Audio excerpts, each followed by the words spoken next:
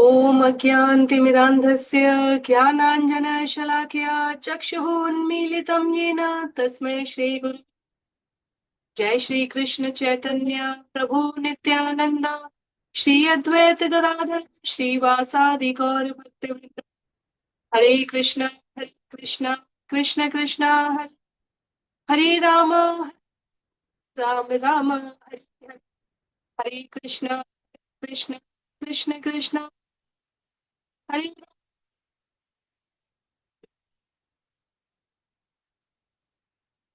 हरे कृष्णा, सभी को सादर प्रणाम। जय श्री राम। श्री वाल्मीकि रामायण सत्र 22 में सभी भक्तों का स्वागत है। हम सभी यहाँ पर श्री वाल्मीकि जी द्वारा रचित भगवान श्री राम के सुंदर महत् चरित्र को क्रमबद्ध तरीके से श्रवण कर रहे हैं, जो लव कुश के द्वारा स्वयं भगवान श्री राम और राजमहल के परिषदों के समक्ष परिजनों के सम्मुख लव कुश के द्वारा सुंदर गान द्वारा प्रस्तुत किया गया है। तो जैसा कि सत्रों का प्रारूप है, हम सभी पिछले सत्र की संक्षिप्त पुनरावृत्ति के साथ इस क्रम में आगे बढ़ते हैं। प्रथम कांड बाल कांड के अध्याय संख्या 12 को अश्वमेध यज्ञ संवरण, जिसमें 21 श्लोक थे, हमने पिछले सत्र में श्रवण किए। और आज के सत्र के लिए हम सभी सर्ग संख्या अध्याय संख्या 13 में दशरथ का यज्ञ भूमि गमन श्रवण करेंगे, जिसमें 42 श्लोक है। तो महाराज दशरथ द्वारा ऋषि श्रृंग और शांता को महाराज रोमपाद के यहाँ से अयोध्या नगरी में लाकर सुखपूर्वक निवास करने के लिए स्वीकृति लेने के उपरांत महाराज के द्वारा मंत्रियों, पुरोहितों, ऋत्विजों के संग वार्ता में यज्ञ के शुभता पूर्वक संपन्न होने के लिए जो आवश्यक अनुष्ठान विधि है उसको आरंभ कर दिया जाए, ताकि यज्ञ निर्विघ्न संपन्न हो सके। क्योंकि यदि यज्ञ इतनी आसानी से संपन्न होने वाला होता तो सभी राजे महाराजे कर सकते थे। इसलिए उसकी जो विधि आरंभ करने की प्रस्तुति थी, स्वीकृति, संस्तुति थी, वह पिछले अध्याय में मंत्रियों को सूचित करते हैं महाराज दशरथ, और उसके उपरांत अंतःपुर वापस चले आते हैं। मंत्रियों के द्वारा राजा की आज्ञा के अनुसार भूमि का चयन, भूमि पर यज्ञ वेदी की स्थापना के लिए आवश्यक यज्ञ संभार संभरण अर्थात आवश्यक सामग्रियों का प्रबंध किया जाता है। और आज के सत्र में सर्ग संख्या 13 में दशरथ का यज्ञ भूमि गमन होगा। 42 श्लोकों के साथ हम श्रवण करेंगे, जहां विभिन्न राजे महाराजे आमंत्रित किए जाएंगे, सभी को सूचित किया जाएगा, यज्ञ का अश्व विमोचित किया जाएगा। तो सारांश के रूप में यहाँ पर लिखते हैं आचार्य की विनम्रता पूर्वक दशरथ ने महर्षि वशिष्ठ से सकल याज्ञिक कार्यभार की अर्थात यज्ञ के निर्वहन के पूर्ण उत्तरदायित्व लेने की प्रार्थना की है। और महर्षि वशिष्ठ ने यज्ञ कर्म हेतु आवश्यक सभी लोगों को नियोजित कर उनसे यह कार्य संपादित करवाया। तत्पश्चात महर्षि वशिष्ठ सुमंत्र से सभी देशों के राजाओं को बुलाने का प्रबंध करेंगे और वशिष्ठ तथा ऋषि श्रृंग की अनुमति से शुभ मुहूर्त में अन्य लोगों के साथ महाराज दशरथ यज्ञशाला में प्रवेश करेंगे। तो क्रमबद्ध तरीके से श्लोकों के वाचन और अनुवाद के साथ हम सभी इसे श्रवण और पठन करने का प्रयास करेंगे।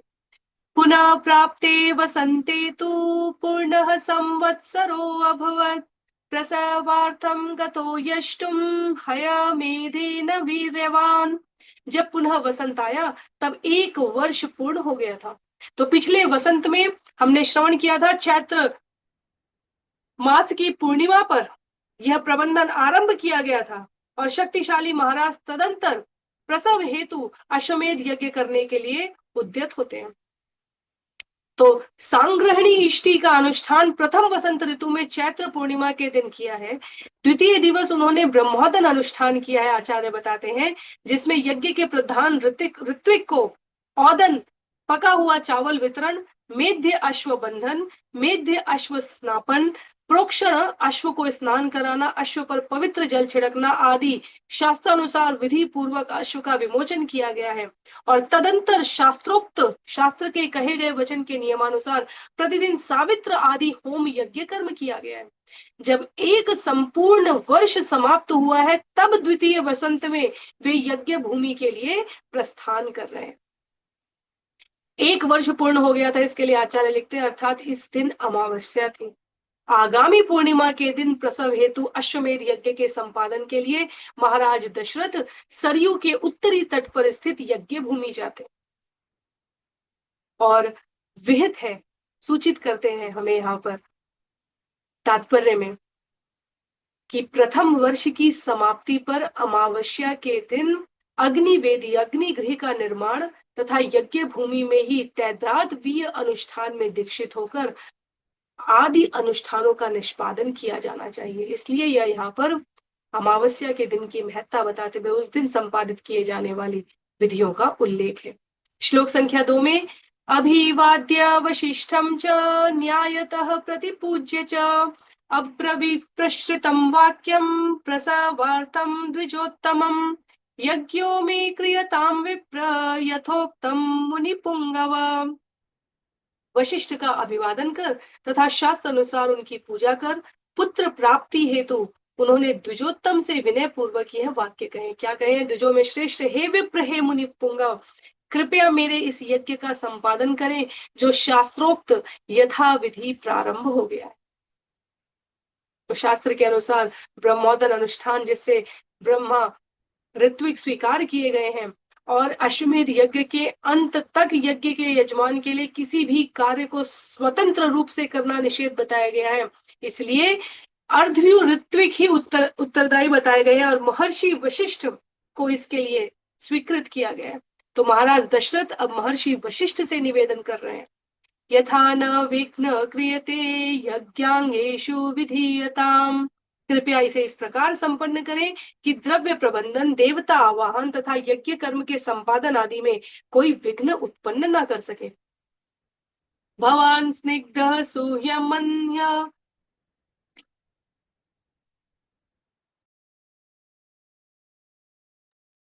गुरुश्च परमो महान वोढव्यो भवता चैव भारो यज्ञस्य चोद्यत। मेरे प्रति आपका स्नेह स्निग्ध है, अविच्छिन्न है, अर्थात किसी भी प्रकार से चोटिल होने वाला या विकेंद्रित होने वाला नहीं है। आप सुहृदय हैं, सर्वोत्कृष्ट हैं तथा वस्तुतः निरुपम, जिनके समान अन्य दूसरा कोई नहीं है, वो महान गुरु हैं।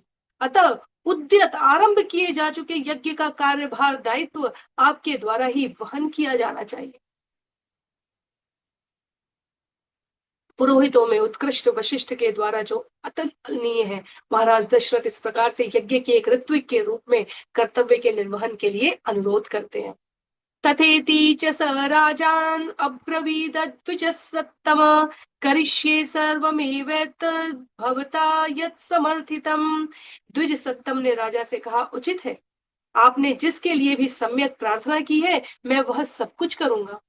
ततो अब्रवीद् विजान वृद्धान यज्ञ कर्मषु निष्ठितान स्थापत्ये निष्ठितामश्चैव वृद्धान परम धार्मिकान कर्मान्तिकान् शिल्पकरान् वर्धकीन् कनकानपि गणकान् शिल्पिनश्चैव तथैव नटनर्तकान् तथा शुचिन् शास्त्रविद पुरुषान् सुबहुश्रुतान्। तत्पश्चात यज्ञ कर्म में निष्ठित अनुभवी वरिष्ठ द्विजों, पूर्व में यज्ञ संभार संभरण हेतु राजा द्वारा नियोजित पर्यवेक्षकों, परम धार्मिक वरिष्ठ, वैदिक धर्म में दृढ़ता से स्थित वरिष्ठगण, पूर्णकालिक श्रमिक, शिल्पकार आदि, यज्ञ के उपकरण, स्तंभ बनाने वाले बढ़ई, सर सरोवर सरसी कूप आदि के खनिकों, उत्खनन का कार्य करने वाले, गायक, लेखक, कवि, चित्रकार, नट अर्थात रसों को व्यक्त करने वाले अभिनेता, विभिन्न भावों को व्यक्त कर रहे नर्तकों के साथ साथ यज्ञ शास्त्र के शुद्ध बहुश्रुत विद्वान पुरुषों से महर्षि वशिष्ठ ने ये वचन बोले। तो यज्ञ इसलिए सामान्य प्रक्रिया नहीं है, जो आमंत्रित अतिथिगण हैं, दीर्घकालिक सत्र है ये।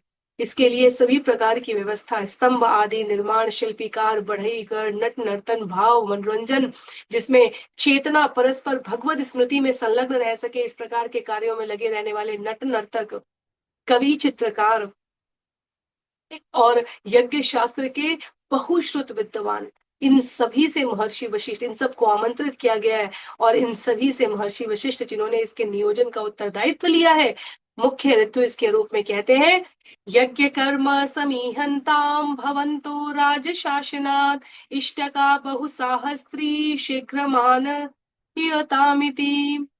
राजा के आदेश पर प्रस्तुत यज्ञ कर्म में समाहित हो जाइए। शीघ्र बहुसहस्त्र इष्टकाएं ईंटें लाई जाए। औपकार्या क्रियन्तां च राज्ञां बहुगुणान्विता ब्रह्मणावस्थाश्चैव कर्तव्या शतशः शुभा। कहते हैं राजाओं के लिए बहुगुण अन्वित अर्थात उत्कृष्ट विशेषताओं से पूर्ण निवास का निर्माण किया जाए। ब्राह्मणों के लिए भी शतशः सैकड़ों की संख्या में शुभ निवासों का निर्माण किया जाना चाहिए। तो राजाओं के लिए आवासीय सुविधाओं का निर्माण किया जाना चाहिए जो उत्कृष्ट हो, साथ ही साथ जो आमंत्रित विभिन्न कार्यों का, विभिन्न ऋचाओं का, विभिन्न वैदिक विधियों का संपादन करने वाले आमंत्रित ब्राह्मण गण हैं, उन सब के लिए विशाल, लंबे, चौड़े, ऊंचे आवास होने चाहिए। आगे कहते हैं श्लोक संख्या 10 में, भक्ष्यान्नपाने बहुभी समुपेता सुनिष्ठिता तथा पौरजनस्यापि कर्तव्या बहुविस्तरा। वे निवास कई कट फलों, अन्न तथा पेय पदार्थों से सुसज्जित होने चाहिए तथा उनका निर्माण दृढ़ होना चाहिए। नगर वासियों के लिए भी इसी प्रकार का व्यापक प्रबंध किया जाए, अर्थात किसी प्रकार की वात, वर्षा, ताप इत्यादि से उसमें निवास करने वाले कष्ट न हो। आगतानां सुदूराच्च पार्थिवानां पृथक पृथक वाजीवारणशालाश्च तथा शय्यागृहाणि च भटानां महदावासा वैदेशिक निवासिनां। दूर देश से आने वाले राजाओं के लिए पृथक पृथक निजी आवास, उनके अश्वों, घोड़ों तथा गजों, हाथियों के लिए अश्वशाला, घोड़शाल तथा गजशाला, हाथीशाला तथा साथ ही साथ राजाओं के लिए विश्राम गृह होने चाहिए। विदेशी भूमि से आने वाले सैनिकों के लिए वृहत आवास की सुविधा होनी चाहिए। आवासा बहुभक्ष्या वे सर्व कामे उपस्थिता तथा जानपदस्यापि जनस्य बहुशोभनम। जनपदों, गांव से आने वाले लोगों के लिए सुशोभायमान निर्मित आवास होने चाहिए। ये आवास प्रचुर मात्रा में खाद्य पदार्थों तथा मालाओं, चंदन, लेप आदि सुखद वस्तुओं से पूर्ण होने चाहिए। दातव्यमन्नं विधिवत सत्कृत्यम न तो लीलया। तो शास्त्रों के अनुसार विधिवत आदर पूर्वक अन्न का दान किया जाना चाहिए तथा अन्न दान विनोद पूर्ण नहीं होना चाहिए, अर्थात ये किसी परिहास में, विनोद में, अनादर करते हुए न किया जाए, अपितु अत्यंत सम्मान पूर्वक प्रदान किया जाना चाहिए। तो इसलिए भगवत गीता का यहाँ उदाहरण देते हैं टिप्पणी में आचार्य कि दान भी गुणों के प्रभाव से युक्त होता है। सतोगुण में कर रहे हैं, रजोगुण में कर रहे हैं, तमोगुण में कर रहे हैं, शुद्ध सत्व में कर रहे हैं, इसका अंतर हमें स्पष्ट होना चाहिए। शुद्ध सत्व का उद्देश्य चाहे वो सुख हो, तप हो, चाहे दान हो, चाहे यज्ञ हो, वह पूर्ण परमेश्वर की प्रसन्नता के लिए होता है। और वशिष्ठ यहाँ संकेत करते हैं कि इसकी व्यापक व्यवस्था की जाए, पर यह सम्मान पूर्वक भगवत प्रसन्नता के लिए, ना कि स्वयं के किसी प्रकार के दंभ पूर्ण प्रदर्शन के लिए। सर्ववर्णा यथा पूजां प्राप्नुवन्ति सुसत्कृता न चावज्ञा प्रयोक्तव्या काम क्रोध वशादपि। सभी वर्णों के आदर तथा सुसत्कार का प्रबंध किया जाए, काम तथा क्रोध के वश में, अपितु परिहास या विनोद में भी किसी का अपमान नहीं होना चाहिए। यज्ञ कर्मणि ये व्यग्रा पुरुषाः शिल्पिनस्तथा तेषामपि विशेषेण पूजा कार्या यथाक्रमम् ते च स्युः संवृता सर्वे वशुभिः भोजनेन च। यज्ञ कर्मों में व्यस्त पुरुषों के साथ शिल्पियों को भी उनकी श्रेष्ठता के अनुसार विशेष सम्मान मिलना चाहिए। उन सभी को धन तथा भोजन से भी संतुष्ट किया जाना चाहिए। कितना व्यापक वर्णन है, हमें यह यहाँ पर सूचना के रूप में प्राप्त हो रहा है। इसलिए यज्ञ संपादन के लिए जब सदैव कहा जाता है कि कलयुग में इतने संसाधन नहीं है, इतनी सामर्थ्य नहीं है, तो हमें इसे किसी चुनौती के रूप में नहीं लेना चाहिए। प्राचीन काल के राजाओं और महाराजाओं में भी कोई कोई जो वंशानुगत समृद्धि से संपन्न है, वही इस प्रकार के कार्यों को संपादित कर पाते थे। यथा सर्वं सुविहितं न किंचित परिहीयते तथा भवन्तः कुर्वन्तु प्रीति स्निग्धेन चेतसा। स्नेह स्निग्ध चित्त से सब कुछ ठीक उसी प्रकार किया जाए जिस प्रकार अनुशंसित है, जैसा वर्णन किया गया है और आज्ञा दी गई है। कुछ भी असंपन्न न रहने दिया जाए। तो ये भी समझने की बात है कि केवल भौतिक दृष्टि से लेन देन, व्यापार, भाव विनिमय का वर्णन नहीं है यहाँ। आंतरिक चेतना से किस भाव से यह किया जा रहा है वह श्रेष्ठतम होनी चाहिए। वशिष्ठ उस ओर इंगित कर रहे हैं। ततः सर्वे समागम्य वशिष्ठमिदम् अब्रुवन् यथोक्तम तत्सुविहितम न किंचित परिहीयते। तब लौट कर उन सभी ने महर्षि वशिष्ठ से कहा, हमने आपके यथा निर्देश कार्य किया है, कोई कार्य असंपादित नहीं रह गया है। यथोक्तम तत्करिष्यामो न किंचित परिहास्यते। आपके यथा निर्देश हम हर कार्य करेंगे, हम कुछ भी असंपादित नहीं रहने देंगे। ततः सुमन्त्रमानीय वशिष्ठो वाक्यमब्रवीत् निमन्त्रयस्य व नृपतीन् पृथ्व्यां ये च धार्मिका। तदंतर सुमंत्र को बुलाकर उनसे वशिष्ठ ने ये वचन बोले। क्या कहा?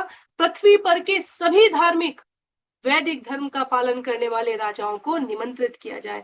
तो जब सभी प्रकार के सुंदर महल की, उसमें अन्न, धन, लेपन, चंदन, द्रव्य सामग्रियों की, विभिन्न द्रव्य सामग्रियों की, हार, सेवक सेविकाएं, सबका प्रबंधन, सुंदर आवास निर्मित कर लिए गए हैं, तब अब सुमंत्र को आमंत्रित करते हैं। सुमंत्र को बुलाकर महर्षि वशिष्ठ कहते हैं कि वैदिक रीति से धर्म का पालन करने वाले पृथ्वी पर के सभी धार्मिक राजाओं को निमंत्रित किया जाए।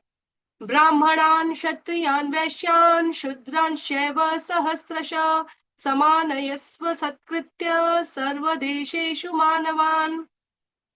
सम्मान पूर्वक सभी देशों से सहस्त्रों की संख्या में सभी पुरुषों, ब्राह्मणों, क्षत्रियों, वैश्यों और शूद्रों को निमंत्रण दिया जाए। तो वर्तमान में भी जैसे विभिन्न प्रकार के वैश्विक स्तर के आयोजन होते हैं, चाहे खेल प्रतिस्पर्धा से संबंधित, चाहे अन्य किसी विशेष वैश्विक व्यापार से संबंधित, और कितने वृहद व्यापक प्रबंध की आवश्यकता होती है, यातायात से लेकर भोजन प्रबंधन से लेकर सुरक्षा आदि नियमों को लेकर। बिल्कुल उसी प्रकार इतनी विशिष्टता के साथ अश्वमेध यज्ञ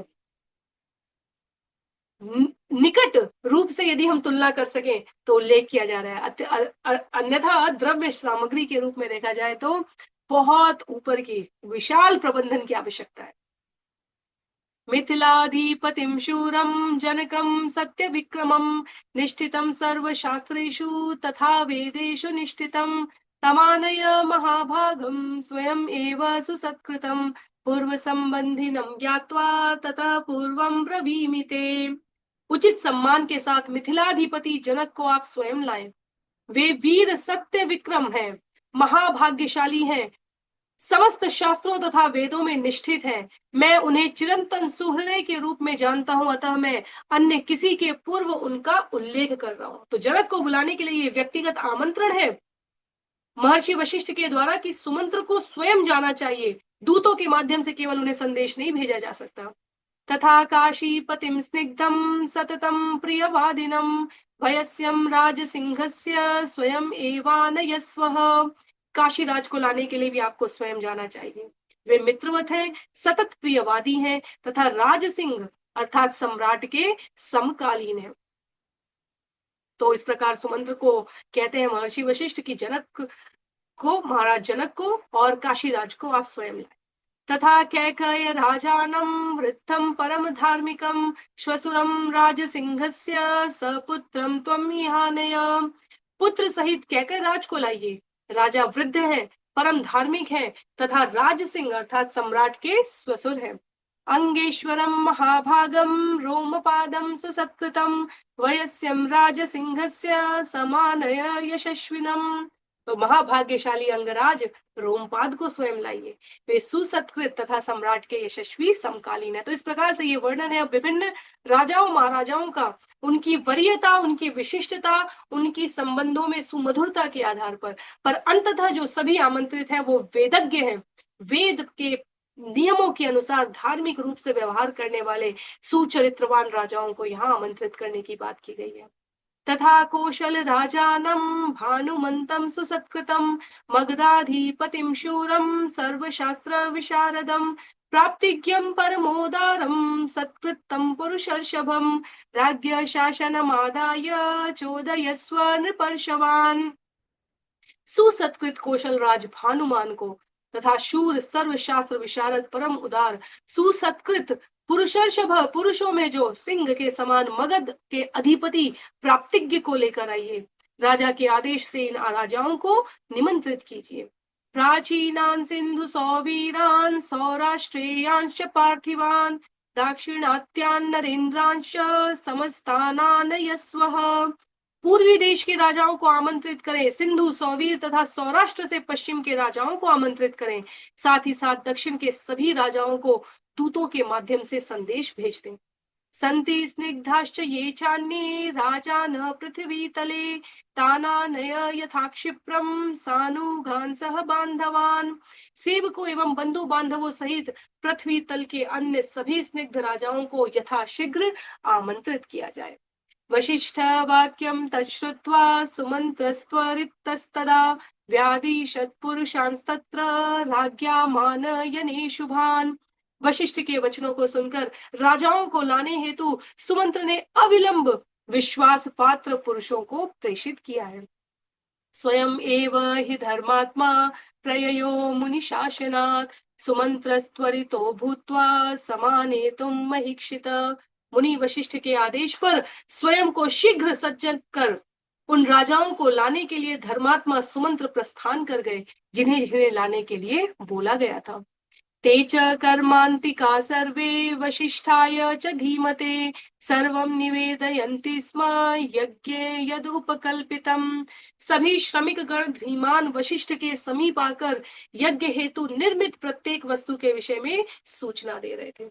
तो इस प्रकार महर्षि वशिष्ठ ने, क्योंकि भार का वहन करने का उत्तरदायित्व लिया है, इसलिए एक और वो राजा गणों की सूची प्रस्तुत कर सुमंत्र को किसको व्यक्तिगत रूप से, किसको विशिष्ट रूप से, किसको दूतों के माध्यम से बुलाया जाना चाहिए, उनका प्रबंधन कर रहे हैं। दूसरी ओर जो अनेक विभिन्न प्रकार के शिल्पकार, श्रमिक गण, यज्ञ हेतु निर्मित प्रत्येक वस्तु के प्रबंधन के लिए नियुक्त प्रतिनिधि हैं, वो आकर समय समय पर वशिष्ठ को सूचित कर रहे हैं कि कार्य कितनी प्रगति के साथ, कितनी पूर्णता के साथ, कितनी तत्परता के साथ संपन्न हो रहा है। ततः प्रीतो द्विज श्रेष्ठ स्थान सर्वान पुनः अब्रवीत। यह सुनकर द्विज श्रेष्ठ प्रसन्न होकर उन सभी से पुनः ये वचन बोलते हैं। क्या कहते हैं? अवज्ञया न दातव्यम कश्य चिल्लीलया पिवा, अवज्ञया कृतम हन्यादा तारम नात्र संशय।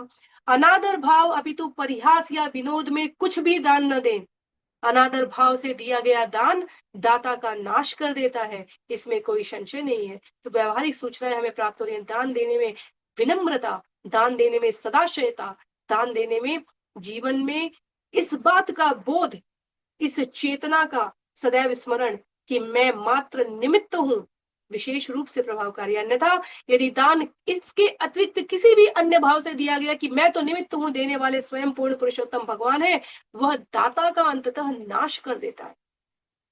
तो यह सावधानी पूर्वक सतर्कता से किए जाने वाले कार्य हैं। व्यवहार की उदात्तता इसमें अतिशय महत्व की है। ततः कैश्चित अहोरात्रे उपयाता महीक्षिता, बहुनी रत्नान्यादाय राज्ञो दशरथस्य ही। तदुपरांत सरयू के उत्तरी तट पर राजा दशरथ के गमन के कुछ दिनों पश्चात अपने साथ महाराज के लिए रत्न आदि लेकर सभी राजाओं का आगमन हुआ। तो यहाँ इंगित करता है कि मणि, मुक्ता, प्रवाल, वस्त्र, आभूषण, चंदन आदि कई श्रेष्ठवान मूल्यवान वस्तुएं लेकर वहां विभिन्न राजे महाराजे उपस्थित होते हैं। ततो वशिष्ठः सुप्रीतो राजानमिदमब्रवीत्, उपयाता नरव्याघ्र राजानः तव शासनात्। वशिष्ठ ने अति प्रसन्नता से महाराज से कहा, हे नरव्याघ्र, आपके आदेश पर सभी राजा पधार चुके हैं। मया च सत्कृता सर्वे यथार्हं राजसत्तमा, यज्ञियं च कृतं राजन् पुरुषेषु समाहिते। मैंने भी उन सभी राजा सत्तमोत्कृष्ट राजाओं का यथो योग्य सत्कार किया है। हे राजन, यज्ञ हेतु समस्त अनुष्ठानों के संपादन की तैयारी कार्यकर्ताओं द्वारा सुसावधानी पूर्वक कर ली गई है। निर्यातुं च भवान्यष्टुं यज्ञायतनमन्तिकात्, सर्व कामे रूपह्यते रूपे तम वे समन्तत। यज्ञ के संपादन हेतु कृपया यज्ञ भूमि की ओर प्रस्थान करें। समीप के क्षेत्रों से एकत्र किए गए समस्त संभार से यह भूमि पूर्ण है। दृष्टुम अर्हसि राजेंद्र मनसेव विनिर्मितम। कहते हैं यहाँ पर महाराज वशिष्ठ, क्षमा कीजिए, महर्षि वशिष्ठ महाराज दशरथ को संबोधित करते हुए, हे राजेंद्र, नव निर्मित मंडप का दर्शन आपको स्वयं करना चाहिए, मानो ये मन द्वारा विनिर्मित की गई, अर्थात यह पूर्णता को व्यक्त कर रहे हैं। इतनी जैसा चिंतन किया वैसा स्वरूप धारण कर लिया हो इस निर्माण ने, इतनी भव्यता है इसमें। तथा वशिष्ठ वचनात् ऋष्य शृंगस्य चोभयो शुभे दिवस नक्षत्रे निर्यातो जगतीपति।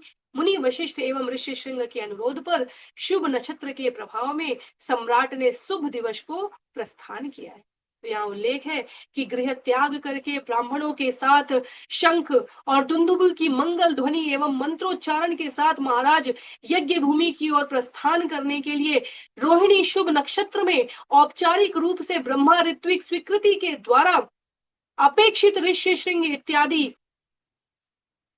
ब्रह्मत्व से पूरित मनीषियों के संग सौम्यवर सोमवार तथा बुधवार जैसे दिनों पर गमन करने के लिए जो उचित बताया गया है प्रस्थान करते हैं। ततो वशिष्ठ प्रमुखा सर्व एव द्विजोत्तमा ऋष्य श्रृंगम पुरस्कृत्य यज्ञ कर्मारभंस्तदा यज्ञवाट गता सर्वे यथा शास्त्रम यथा विधि। तत्पश्चात सभी द्विज श्रेष्ठ यजमान तथा ऋत्विक वृंद ऋष्य श्रृंग को सम्मुख रखते हुए वशिष्ठ के नेत्रों में यज्ञवाट पर पहुंचे। तदुपरांत शास्त्रोक्त विधि के अनुसार निर्धारित क्रम में उन्होंने अपने अपने कर्तव्यों का पालन आरंभ कर दिया। श्रीमांशः सह पत्नी भी राजा दीक्षा मुपाविशत। अपनी पत्नियों के साथ तब श्रीमान समृद्ध राजा ने यज्ञ की दीक्षा ली है। तो इस प्रकार इन श्लोकों में वह भव्य परिदृश्य उपस्थित करने का प्रयास है श्री वाल्मीकि जी की लेखनी में, जिसके द्वारा हम अनुभूत कर सकें कि क्या विशिष्टता, क्या सामर्थ्य राजाओं महाराजाओं के इस अश्वमेध यज्ञ में आवश्यक रूप से पूर्ति करने के लिए उपलब्ध होनी चाहिए। तो वर्तमान में विभिन्न खेल, अगर उदाहरण के लिए देखें तो ओलंपिक या अन्य में हमें जो एक संकेत मात्र मिल सकता है कि कितने प्रबंधन की आवश्यकता है, वह अश्वमेध की तुलना में एक छटांश, एक बहुत छोटा सा अंश है। तो अब शास्त्रोक्त विधि विधान के अनुसार अपने अपने कर्तव्यों का पालन आरंभ कर चुके सभी अधिकारी गणों के, चाहे वो द्विज श्रेष्ठ हो चाहे ऋत्विक वृंद हो, उपस्थित है महाराज दशरथ का सम्मान करने के लिए। तब अपनी पत्नियों के साथ समृद्ध श्रीमान राजा ने यज्ञ की दीक्षा ली है, उपस्थित हुई है ऋषि श्रृंग इत्यादि की उपस्थिति में। अध्याय यहाँ पर समाप्त हो रहा है। आज के सत्र को भी हम सभी यहाँ पर समाप्त करेंगे। अगले सत्र में अध्याय संख्या 14 में इसी क्रम में इस कथा को आगे श्रवण करने का प्रयास करेंगे। सभी को बहुत बहुत आभार। श्री वाल्मीकि मुनि की जय, श्री वाल्मीकि रामायण की जय, श्रील प्रभुपाद की जय, श्रील गुरुदेव की जय, अनंत कोटि वैष्णव वृंद की जय, रामाचार्य श्रील हरिदास ठाकुर की जय। हरे कृष्णा, जय श्री राम।